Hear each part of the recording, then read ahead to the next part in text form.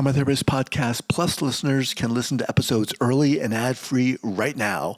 Become a Plus listener by going to Apple Podcasts, searching for the Trauma Therapist Podcast, and signing up today. Welcome to the Trauma Therapist Podcast, a show about the incredible people dedicated to helping those who have experienced trauma. My name is Guy McPherson, and my mission is to raise the awareness of trauma and to inspire each of us to help those around us. All right, you ready to do it? Ready to do it. All right, here we go. 5, 4, 3, 2, and 1. All right, folks, welcome back to the podcast. Very excited to have us back. Not back, but here, finally. My guest, Mariya Javed-Payne. Mariya, welcome. Hi, thank you. It's Mariya. Mariya, thank you. Mariya is a licensed independent clinical social worker, licensed alcohol and drug counselor, and international brain-spotting trainer and consultant. She's a somatic psychotherapist and owner of Awaken Consulting Services, a private practice and consultancy where she utilizes brain-spotting therapy and offers training and consultation on the treatment of trauma, somatic psychotherapies, psychedelic assisted therapy, anti-racism, and other relevant mental health topics. Welcome to the podcast. Before we get going, share with the listeners where you're from originally and where you are currently. Yeah, thanks. That's always a tough question for me to answer, and thanks for having me. I'm originally from India. I was born in India, and I came to the United States when I was about 6 years old. Before that, I traveled and lived in Paris, France, and Rio de Janeiro, Brazil, after we left India when I was about 3 years old. So kind of grew up in a lot of different cultures and environments, and then in 1996 moved to the United States in Lawrence, Kansas, of all places. So yeah, grew up there, and then came to Minnesota and went to school here, and I've been living here ever since. Awesome. So your bio is very interesting. It's diverse. It's intense. I mean, for me, this whole topic is intense, but what you do is really fascinating. How did this start for you? Yeah, it truly started because of my own suffering with trauma and addiction. And I, it received a lot of mental health services growing up to heal and try and get out of that. What age are we talking here when this started for you? Addiction was age 13 to 20. Yeah. So, Wow. Yeah. Started with opiates very young, starting out with smoking pot or whatever, but it very quickly went into opiate use and prescription pills. And then eventually, by the time I was 20, I was injecting drugs, and I'd been injecting for years and very addicted to crack cocaine and IV opiates. So it was a dark path. And the addiction is like the symptom of something deeper and greater, as we know, like with trauma and how addiction pathways work. But, really the core wound in my life has been this sense of not belonging and being uprooted from my culture and my family and, the land, the people, the ancestral homelands of where I come from, and coming to an environment that is very, very different, and being insulated in my nuclear family, and really struggling with integration. And I think a lot of immigrant people experience this, and it's not talked about enough, because on the outside, the veneer is, we're trying to get to the American dream. And my experience has been, and healing this definitely now, but, during those times when I was younger and growing up, the real defining experience of my life has been, I don't belong anywhere. Like, I don't belong in this culture because I'm not from here, of here. And I no longer belong to my home either, right? Of where I come from, because growing up here, you're just so different than your family members, your cousins, the culture. So that no man's land space it was pretty treacherous growing up, especially with, being around parents that were also really struggling and suffering with the integration process. So I've spent the last 20 plus years healing and, going through multiple dark nights of the soul. You said it, reading my bio was intense. Yes, life has been intense. And now there's sort of a new chapter of kind of softening, being sober now for going on 15 years and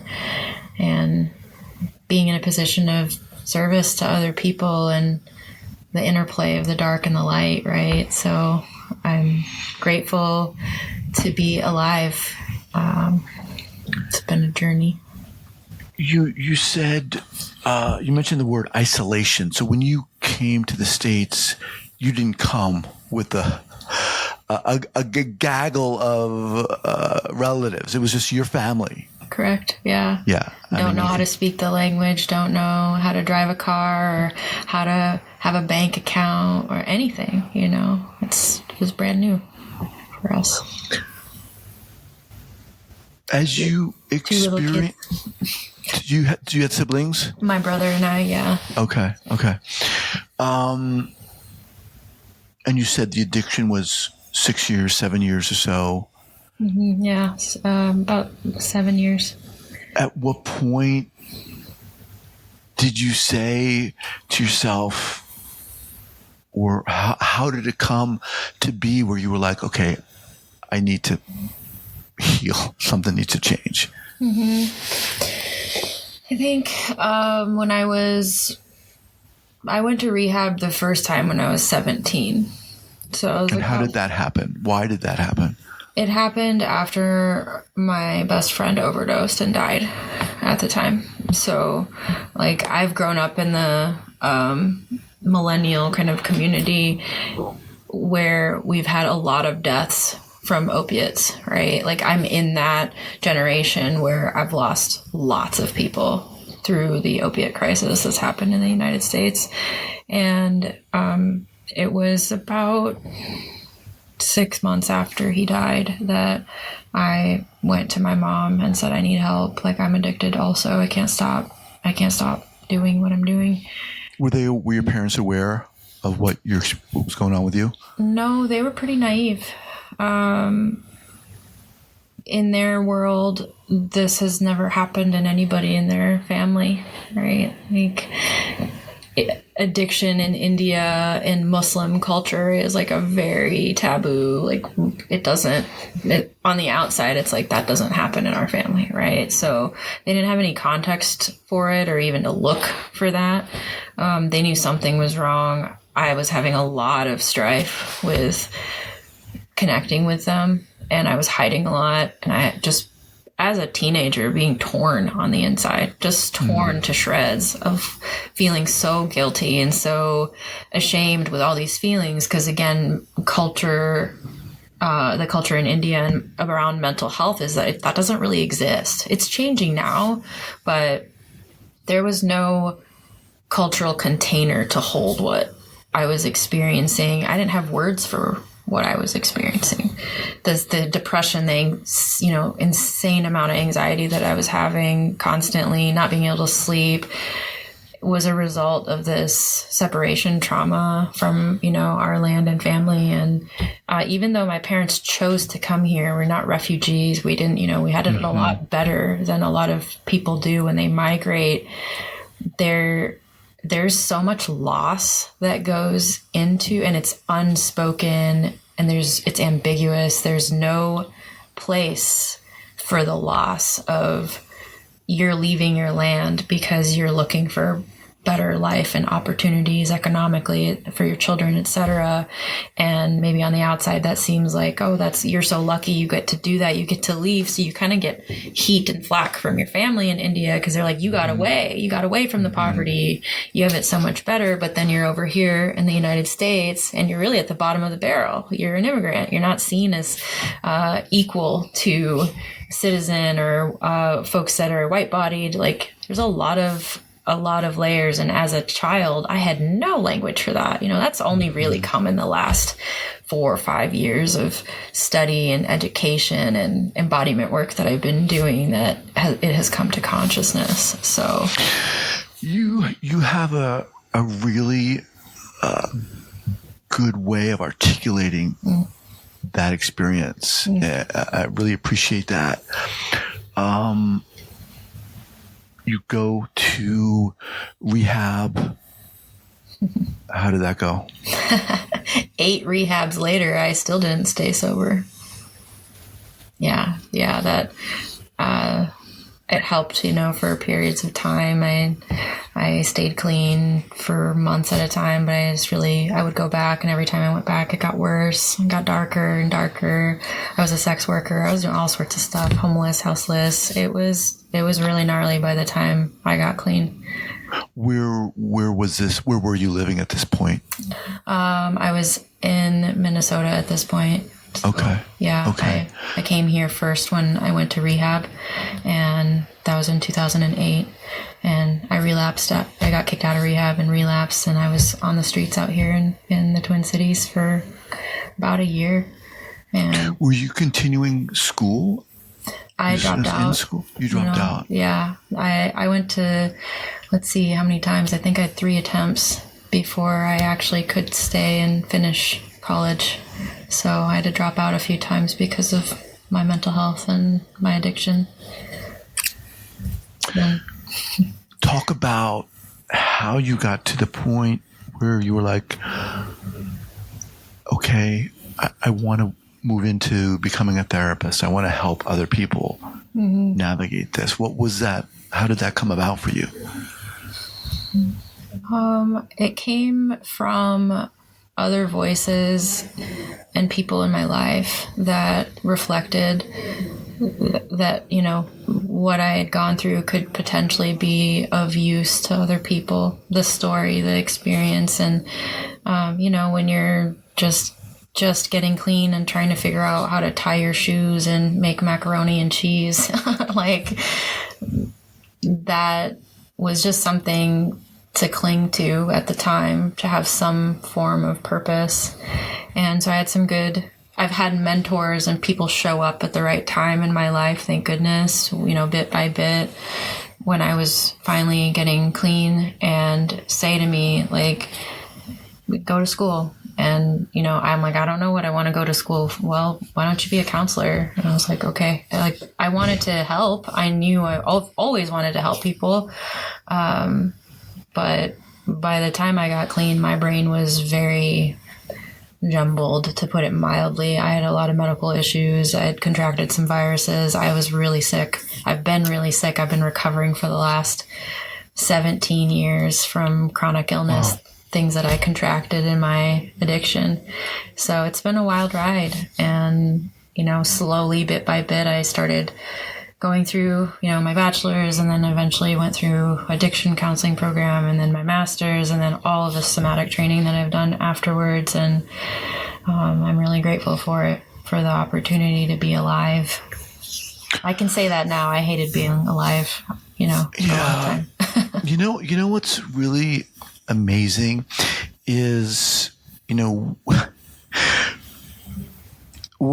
usually when I send out an invitation, I put a little thing in there, what do you want to talk about? What and, before we started, you were like, well, what are we going to talk about?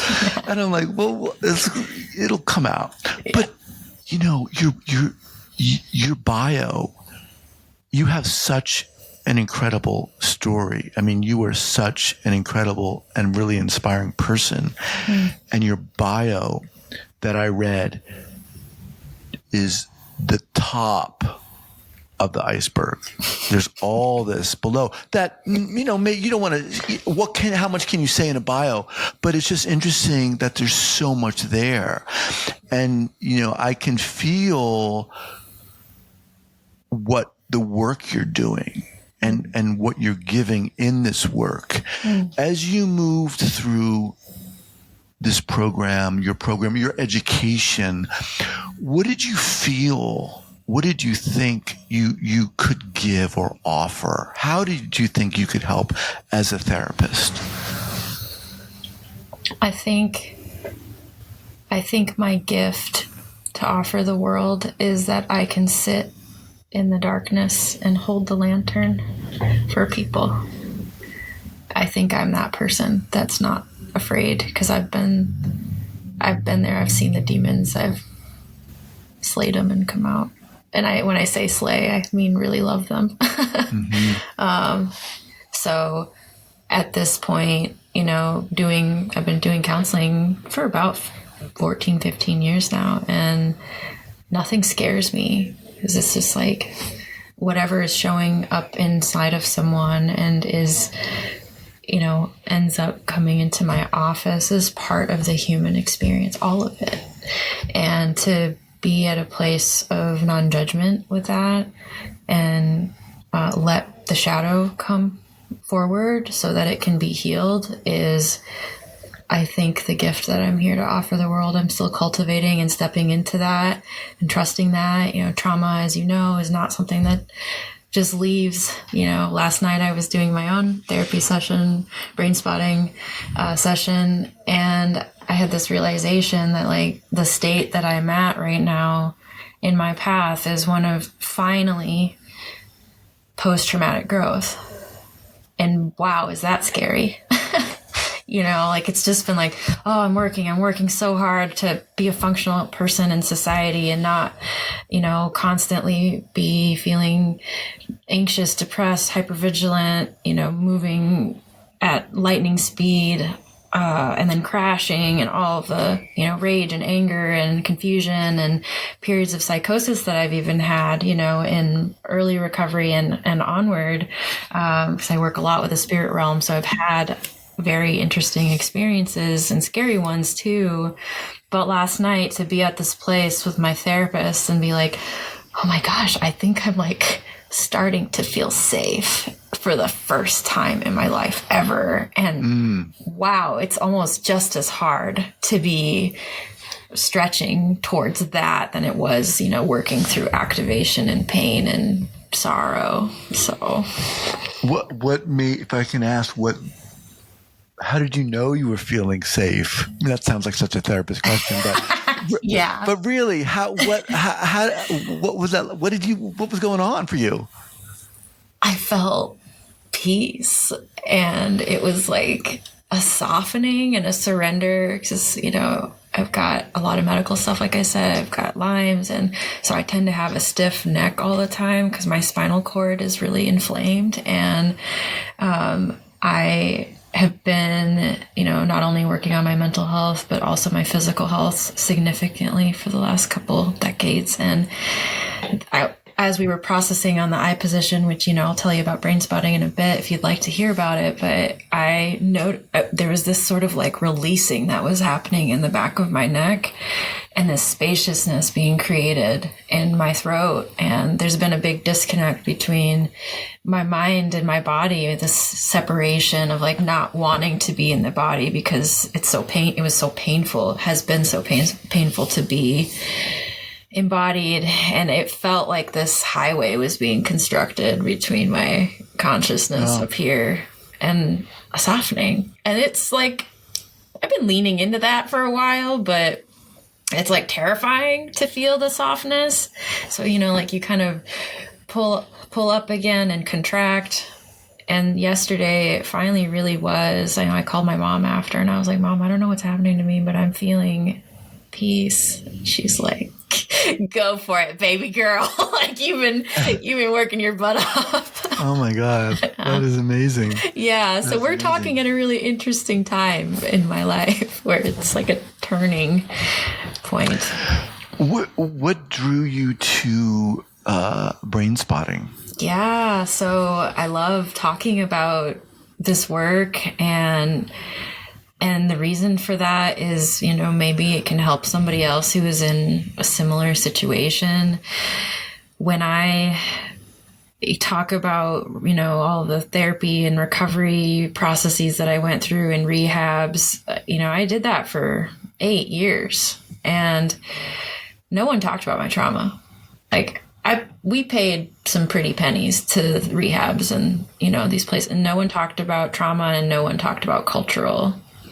It was like you just get plopped into the medical model, the disease model of addiction, and there really wasn't a lot of conversation around historical, generational, ancestral, cultural trauma. And so I've been, seeing therapists for a long, long time. I've always really been connected with somebody. And after being sober for 7 years, so 7 years into recovery, I was talking to a friend, and she mentioned that she had done this new therapy called Brainspotting. And I was like, well, that sounds interesting. That's a weird word, but okay. I'm curious. I'm very, very, I'm hungry for knowledge and hungry for learning. And so I decided to reach out to her therapist and set up a Brainspotting therapy session. I go, and we do the whole session after the intake or whatever. And I walked out of that appointment and thought to myself, I just did 6 months of therapy in an hour. Where the F was this?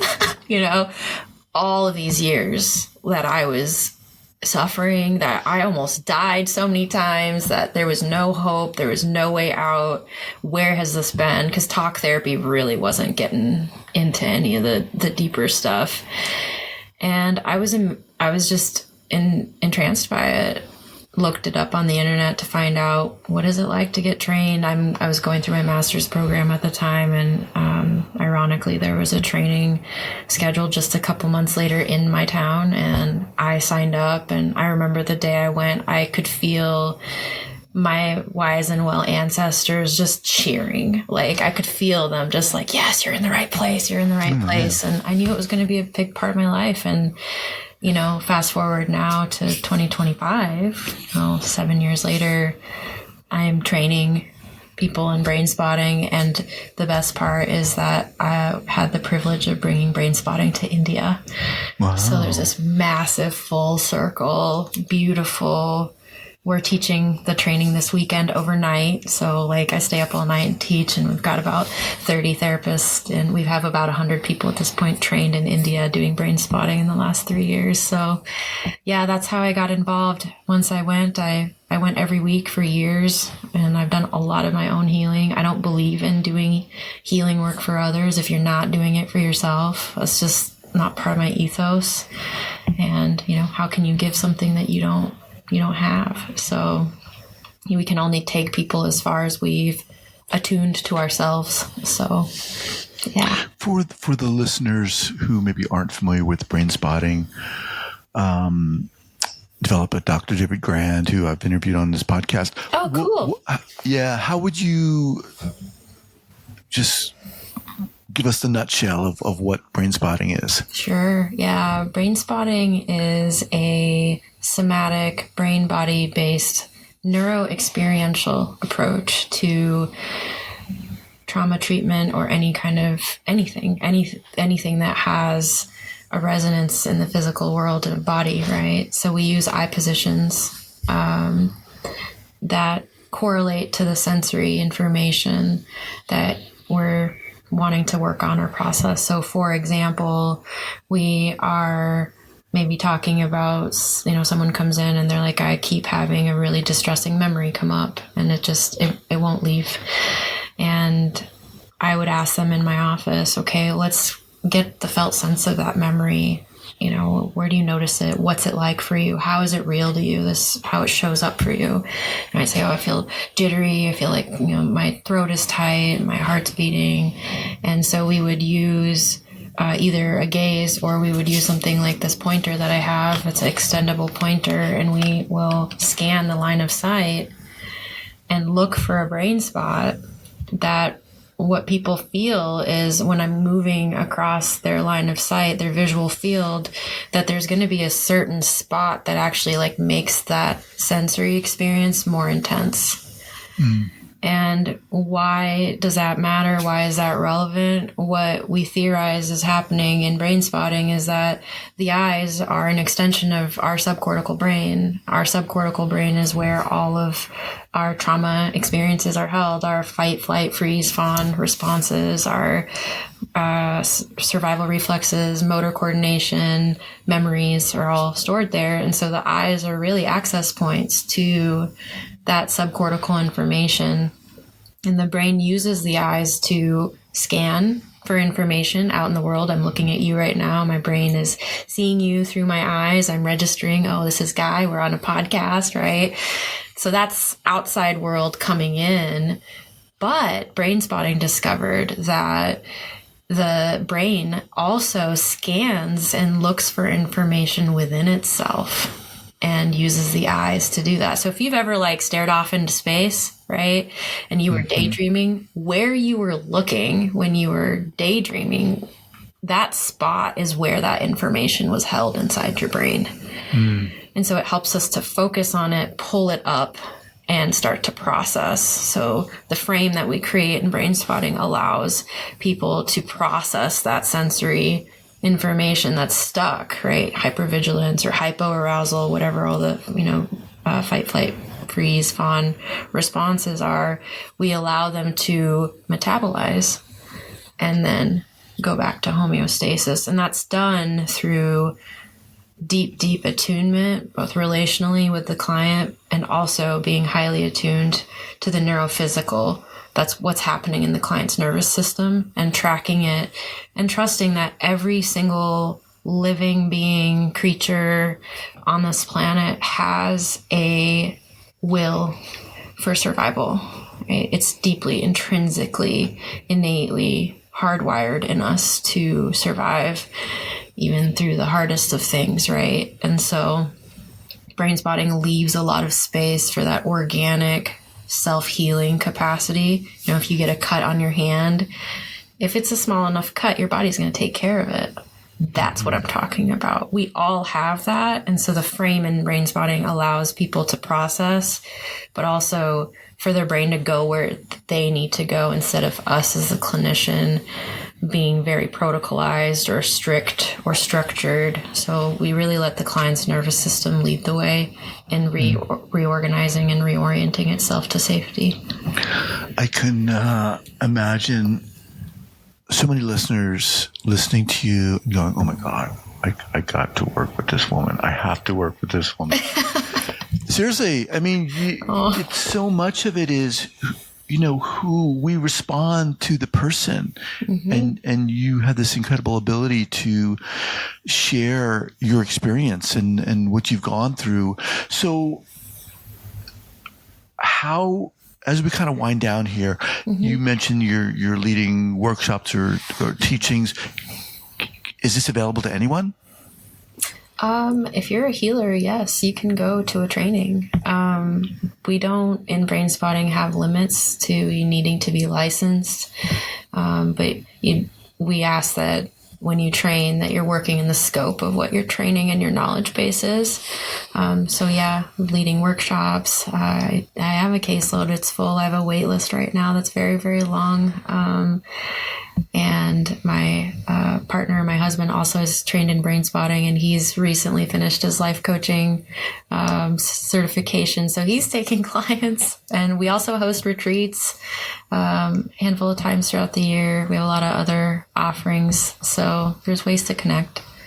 Okay, so let's talk more about that. How do people learn more about you and what you're doing? What's the best way? Yeah, so if you go to awakenconsultingservices.com, you'll have access to our event schedule, our training schedule, and there's a tab on there for Awakened Roots, and that is the holistic arm of our business as well. So we have group breathwork workshops, Reiki trainings, a lot of energy work. I'm quite passionate about the metaphysical aspect of life as well. So those are the ways. Which we didn't really even get into. We'll have to have you back to talk about that. Yeah. Seriously.